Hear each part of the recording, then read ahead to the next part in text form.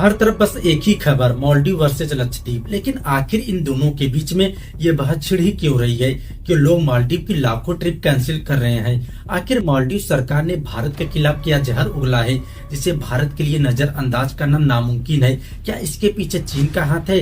क्या अपनी गलती के लिए मालदीव झुकने के लिए तैयार है? चलिए जानते हैं इस वीडियो में। जब भी कई सुनहरी पल के नेचर के साथ कुछ वक्त बिताने की बात आती है तो उसमें नाम शामिल होता है मालदीव का। भले ही भारत में लक्षद्वीप जैसी खूबसूरत डेस्टिनेशन प्लेसेस है, लेकिन फिर भी भारतीय हो या विदेशी हर कोई मालदीव जाने की तमन्ना रखता है। तो आखिर ऐसी क्या वजह है कि भारतीयों की भी पहली पसंद लक्षद्वीप ना होकर मालदीव है? मालदीव को आधिकारिक तौर पर रिपब्लिक ऑफ मालदीव नाम दिया गया है। ये हिंद महासागर के मध्य में राजनीतिक रूप से काफी अहम माना जाता है। मालदीव सैकड़ों छोटे बड़े द्वीपों से मिलकर बना है और द्वीपी देश 90,000 स्क्वायर किलोमीटर के एरिया में फैला हुआ है। इसे पहली बार दुनिया के सामने लेकर आए थे इतालवी टूरिस्ट जॉर्ज कार्बिन और इस तरह साल 1970 में इसकी खोज हुई थी। लेकिन अभी ये लोगों की नजरों में छुपा हुआ था। इसके लिए कार्बिन और उनके साथियों ने साल 1972 में एक रिसोर्ट बनाया और फिर 1977 में यहाँ पहली ट्रेवल एजेंसी खुली जिसका नाम था मूमिन एजेंसी। इसके बाद मालदीव्स को लेकर कई खबरें छपी, न्यूज ट्रेंड में आई और इस तरह धीरे धीरे कर मालदीव्स एक टूरिस्ट प्लेस बनकर उभरा और आज हर साल लाखों की संख्या में लोग मालदीव्स की तरफ रुख करते हैं। 1192 द्वीपों में फैले 5,21,000 लोगों की आबादी वाले मालदीव्स ने अपनी खूबसूरती से लोगों को यहाँ आने पर मजबूर कर दिया है और इस टूरिस्ट पर ही इसकी इकोनॉमी टिकी हुई है। और इस इकोनॉमी में मदद पहुंचाने वाला अगर कोई देश है तो वो है भारत। जी हाँ, मालदीव के हर 4 टूरिस्ट पर एक भारतीय जरूर होता है। 18.42 लाख लोगों ने साल 2023 में मालदीव जाकर यहाँ की इकोनॉमी में इजाफा किया था और यह लगातार मालदीव्स के टूरिज्म पर बढ़ोतरी हो रही थी। लेकिन एक गलत बयान से यह आंकड़ा घटता नजर आ रहा है। लेकिन क्यों? इसके बारे में जानने से पहले अपने भारत के खूबसूरत डेस्टिनेशन लक्षद्वीप पर भी नजर डाल लेते हैं। लक्षद्वीप टोटल 36 छोटे छोटे द्वीपों से मिलकर बना है। भारत का सबसे छोटा केंद्र शासित प्रदेश है। भारत के दक्षिण पश्चिम तट से लक्षद्वीप की दूरी 200 से 440 किलोमीटर है। यहाँ 96% मुस्लिम आबादी रहती है, बाकी दूसरे धर्मों से जुड़े लोग। लक्षद्वीप की राजधानी है कवरत्ती। आज भारत के इस छोटे से केंद्र शासित प्रदेश की हर तरफ चर्चाएं हो रही है, लेकिन पिछले समय में इस पर किसी का ध्यान नहीं गया था। बात है साल 1947 की, जब भारत और पाकिस्तान को अलग किया गया। भारत के गृह मंत्री और उप प्रधानमंत्री सरदार वल्लभ भाई पटेल ने 500 ज्यादा रियासतों को जो दिया था, वही पाकिस्तान के प्रधानमंत्री लियाकत अली खान भी पंजाब, सिंध, बंगाल जैसे कई रीजन्स को मिलाने में जी जान एक कर रहे थे। लेकिन दोनों ही देशों की नजरों से लक्षद्वीप ओझल था। लेकिन फिर दोनों देशों ने अपने अंडर में लेने के लिए यहाँ सेना भेजकर अपना कब्जा जमाने का फैसला किया और भारत पाकिस्तान से पहले लक्षद्वीप में पहुंच गया। जब पाकिस्तान की सेना ने लक्षद्वीप में भारत का झंडा लहरता देखा तो उन्हें उल्टे पैर भागना पड़ा। लक्षद्वीप भारत का हिस्सा बन गया। लेकिन सवाल ये उठता है कि आखिर इन दोनों टूरिस्ट प्लेसों की मुकाबला किया है क्यों जा रहा है? तो इसकी वजह है मालदीव की नेताओं द्वारा भारत के खिलाफ दिए गए कड़वे बयान। चलिए शुरू से पूरा मामला समझते हैं। मालदीव्स के मंत्री नेताओं ने ऐसा ट्वीट किया कि भारतीयों का नेशनल कल्चर है खुले में टॉयलेट करना और यही कल्चर वे वेस्ट में ले जा रहे हैं। भारत मालदीव जितना खूबसूरत कभी नहीं बन सकता है। इन कड़वे बयानों के पीछे की वजह है भारत के प्रधानमंत्री मोदी जी का लक्षद्वीप को प्रमोट करना। कुछ ही समय पहले पीएम मोदी लक्षद्वीप गए थे, जहां न सिर्फ उन्होंने नेचर की खूबसूरत को एंजॉय किया बल्कि लक्षद्वीप साफ और नीले पानी में स्नॉर्किंग भी करते नजर आए और इनकी एडवेंचर की तस्वीरें सोशल मीडिया पर तेजी से वायरल होने लगी। साथ ही मोदी जी ने कहा कि जो लोग एडवेंचर पसंद करते हैं उनकी लिस्ट में लक्षद्वीप टॉप पर होना चाहिए और इस तरह मोदी जी ने लक्षद्वीप जाने के लिए भारतीयों से अपील की।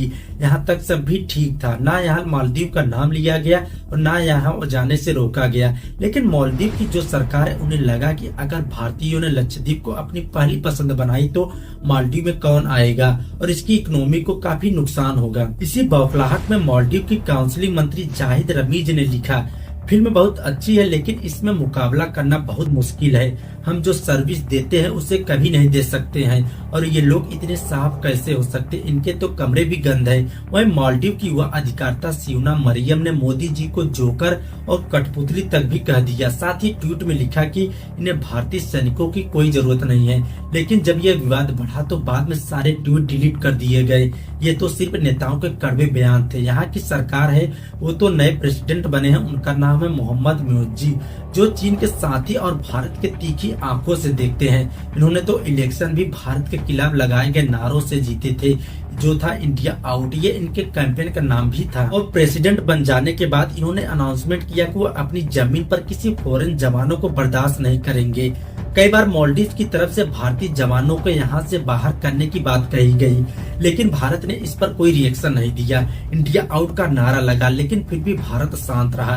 लेकिन भारत ने लक्षद्वीप जाकर जो प्रमोशन किया है, उसने बिना कुछ कहे मालदीव को जवाब दे दिया। इसकी वजह से मालदीव के मंत्री नेता सब भड़के हुए हैं। आज मालदीव जो भारत के खिलाफ जहां उगल रहा है, वो भूल गया कि पिछले वक्त अगर सबसे ज्यादा किसी ने उसकी मदद की है, वो भारत ही है। साल 2014 में इस साल मालदीव की राजधानी माले में सबसे बड़े वाटर ट्रीटमेंट प्लांट में आग लग गई थी, जिस वजह से माले के करीब 1 लाख लोग प्यास से तड़प रहे थे।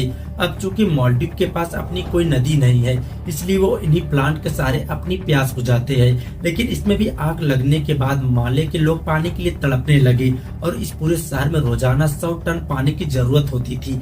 ऐसे मुश्किल वक्त में भारतीय वायुसेना ने 3 C-70 और 3 IL-76 विमानों के जरिए पैक किया हुआ पानी दिल्ली से आराकोना और वहां से फिर माले रवाना किया गया और इस तरह ऑपरेशन नील के चलते 374 टन पानी माले पहुंचाया गया। इसके बाद साल 2021 में भारत ने कोरोना जैसे खतरनाक समय में मालदीव की मदद की और 1 लाख भारतीय द्वारा बनाई गई कोविड वैक्सीन मालदीव पहुंचाई गई, और वो भी बिना किसी लालच के। इसी दौरान भारत ने मालदीव को 25 करोड़ अमेरिकी डॉलर यानी करीब 2000 करोड़ रुपए से आर्थिक मदद भी दी। इन्हीं सारे एहसानों को भूल बैठा है मालदीव। भारत ने मालदीव को गिफ्ट के तौर पर कुछ हेलीकॉप्टर्स, एयरक्राफ्ट दिए थे और इन्हीं मिलिट्री इक्विपमेंट को मेंटेन करने के लिए 75 मिलिट्री जवान पर तैनात कर दिए गए, जिन्हें आज मालदीव की सरकार वहां के लोगों की नजरों में गलत साबित करती है। और उनका मानना है कि ये भारत के 75 जवान मालदीव पर कब्जा कर लेंगे, जो बिल्कुल गलत है। और इसी सोच के आगे बढ़ते हुए मालदीव की नई सरकार ने यहाँ के अपने कदम जमाए हैं। और ये जब चीन के चमचे कहे जाने वाले मालदीव के मंत्रियों ने भारत के खिलाफ जहर उगलना भी शुरू कर दिया है। कहीं न कहीं इन तीखी शब्दों को बोलने वाला मालदीव नहीं बल्कि चाइना माना जा रहा है, क्योंकि मालदीव पर अभी सबसे ज्यादा किसी ने कर्जा दिया है, वो है चीन। आप कह सकते हैं कि चीन के अंडर में मालदीव है और ये कर्जा दिया गया था यामीन की सरकार के दौरान, जब मालदीव की आर्थिक स्थिति बद से बदतर हो गई थी। इस वक्त भारत ना इसकी मदद की थी, ना ही किसी पश्चिमी देश ने इसकी मदद की थी। लेकिन इस मुश्किल वक्त में चीन इसके सामने आया और एक बड़ा अमाउंट दिया। साल 2018 में मालदीव की बाहरी कर्जे में 70% कर्ज चीन का था और उस वक्त बताया गया था कि मालदीव 3 अरब 10 करोड़ डॉलर कर्जे में फंसा है। मालदीव की जीडीपी 540 करोड़ अमेरिकी डॉलर की है और मालदीव की बजट का करीब 10% हिस्सा चीन को कर्ज देने में चला जाता है। आप तो जानते हैं कि चीन के साथ भारत के रिश्ते कुछ खास नहीं है, इसलिए चीन मालदीव को अपने कर्ज में फंसा कर रखा है और मालदीव भी भारत से ज्यादा चीन पर ध्यान देता है, उनका साथ देता है। लेकिन मंत्रियों के तीखे बयानों के चलते सिर्फ भारत इस बार झुकने के लिए तैयार नहीं है, बल्कि भारत का आम से खास हर इंसान मालदीव के खिलाफ आवाज उठा रहा है। सबसे पहले बात करें तो बॉलीवुड के जाने माने सुपरस्टार अक्षय कुमार की, तो उन्होंने ट्वीट करते हुए कहा कि मालदीव की तरफ से भारतीयों के लिए अशब्द कहे जा रहे हैं, नस्लवादी टिप्पणियां की जा रही है। हैरानी की बात है कि जिस देश में सबसे ज्यादा टूरिस्ट वहां जाते हैं, उनके लिए ऐसे शब्दों के इस्तेमाल किए जा रहे हैं। और कहा हम अपने पड़ोसियों के लिए अच्छे हैं, लेकिन इस तरह की नफरत क्यों बर्दाश्त करें। साथ ही अक्षय कुमार की तरफ से भारतीयों से लक्षद्वीप जाने के लिए कहा जा रहा है। ऐसे ही सलमान खान ने कहा कि मोदी जी को लक्षद्वीप में देखकर बहुत अच्छा लगा और सबसे अच्छी बात है कि यह जगह हमारे भारत में है और हम सबको वहां जाना चाहिए। वहीं सचिन तेंदुलकर तो न सिर्फ लक्षद्वीप को प्रमोट करते नजर आए, बल्कि इन्होंने तो वहां गेम भी खेला है। इन हस्तियों के अलावा इस लिस्ट में रणवीर सिंह, जोहान अब्राहम जैसे नामचीन हस्तियां भी शामिल है, जो कि लक्षद्वीप जाने पर जोर दे रही है। ये तो खैर फिल्मी सितारों की बात थी। वहीं आम जनता की बात करें तो वो भी मालदीव को लेकर काफी भड़की हुई है। सोशल मीडिया प्लेटफॉर्म पर तेजी से मालदीव बायकॉट ट्रेंड चल रहा है। खबर, अखबार, ट्विटर, हर तरफ एक ही न्यूज चल रही है, मालदीव्स बाइकाट। कुछ लोग तो मालदीव से इतने ज्यादा खफा हो गए हैं कि उन्होंने तो मालदीव की ट्रिप भी कैंसिल कर दी है। आपको जानकर हैरानी होगी कि अब तक 10,500 होटल बुकिंग और 5,520 फ्री टिकट कैंसिल की जा चुकी है। इससे न सिर्फ भारत हैरान है बल्कि मालदीव की सरकार को भी तगड़ा वाला झटका लगा है, क्योंकि जहां भारतीय हर साल जाकर मालदीव की खूबसूरती और इनकम इकोनॉमी में इजाफा कर रहे हैं, वहीं अचानक से इतनी ट्रिप कैंसिल हो जाने से मालदीव की काफी नुकसान हुआ है। आपको बता दें कि मालदीव की इकोनॉमी में टूरिज्म 40% तक हाथ बढ़ाता है। आप जानकर हैरान हो जाएंगे कि मालदीव के लिए भारत से दुश्मनी मोल लेना कितना महंगा पड़ सकता है। मालदीव की सरकार भी इस बात को भाग चुकी है कि इसलिए जिन 3 मंत्रियों ने भारत और भारत के प्रधानमंत्री के लिए अशब्द कहे थे, उन्हें अपने पद से हटा दिया गया है। और भारत के नाराजगी जताने के बाद मालदीव के विदेश मंत्रालय ने अपमानजनक टिप्पणी करने वाले लोगों के खिलाफ सख्त से सख्त कार्रवाई की चेतावनी जारी की थी। और फिर इसके 1 घंटे बाद ही मरियम और माल्सा को सस्पेंड कर दिया गया, लेकिन इन्हें टर्मिनेट नहीं किया गया। ऐसे में मालदीव और भारतीय युवा के मन में एक सवाल उठ रहा है, क्या मालदीव की सरकार इन्हें टर्मिनेट करेगी या नहीं?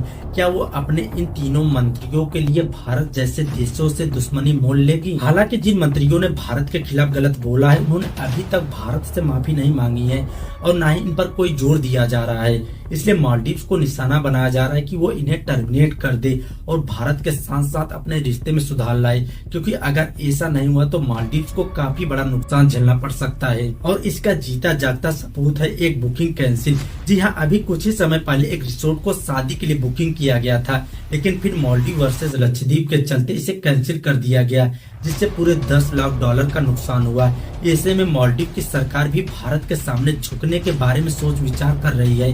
वहीं अपने मंत्रियों के बयान पर सरकार का कहना है कि वो व्यक्तिगत बयान था, न कि सरकार को देश को लेकर कोई ऐसी सोच या राय है। आपका क्या राय है? क्या मालदीव भारत से माफी मांगेगा या नहीं? अपना राय कमेंट में बताएं। वीडियो को लाइक, शेयर और चैनल को सब्सक्राइब कर बेल आइकन को प्रेस करें।